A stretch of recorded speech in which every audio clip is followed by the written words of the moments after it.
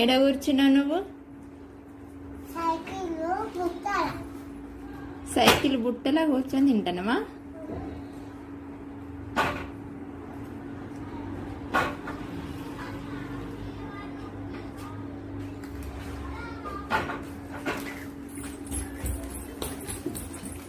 ఎటురా ఎటు?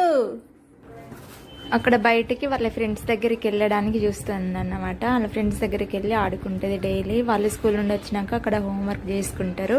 అక్కడ ఉన్నారు కదా, అక్కడికి వెళ్ళి వాళ్ళకి ఇస్తుంది. ఓకే గాయస్, ఈ వీడియో అయితే ఇంతే. ఈ వీడియో నచ్చినట్లయితే లైక్ చేయండి, అలాగే సబ్స్క్రైబ్ చేసుకోండి. బాయ్.